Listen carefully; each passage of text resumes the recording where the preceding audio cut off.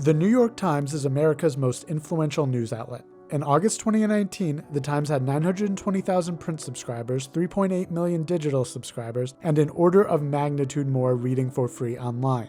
It's often called the paper of record, meaning its reporting is considered authoritative. But has the Times earned that position?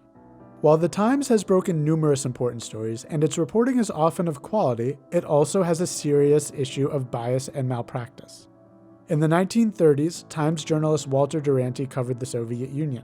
He praised the tyrant Stalin and denied the existence of Stalin's genocidal man-made famine in Ukraine.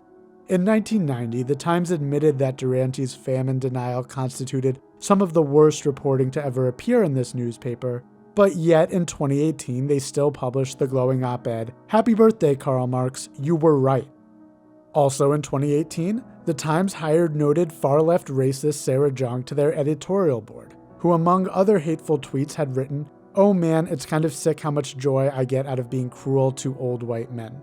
Despite widespread outrage over the decision, the Times decided to keep her on staff, explaining that while they did not condone the tweets, she would be an important voice for the editorial board. And during the 2016 election, leaked emails showed Times reporter Mark Leibovich allowed the Clinton campaign to have veto power over which quotes from Clinton he would include in a story. These are just a few of the serious ethical lapses that have gone largely overlooked by the Times' left-wing readership. A 2014 Pew Research study on the political views of media consumers found 65% of the Times readership was politically left of center, while only 12% was right of center, placing the Times to the left of the explicitly progressive Huffington Post and MSNBC. And the paper has increasingly aimed to please that audience. Former executive editors Bill Keller and Jill Abramson expanded its trend of mixing news with opinion, implementing so-called news analysis articles that encouraged reporters to provide an explicit point of view in their coverage.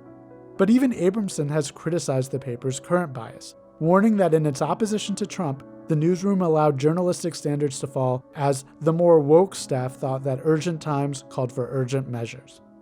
In 2016, one of the paper's public editors, Liz Spade, cautioned against this bias, urged it to build a better mix of values in the rank of the newsroom's urban progressives, and warned, a paper whose journalism appeals to only half the country has a dangerously severed public mission.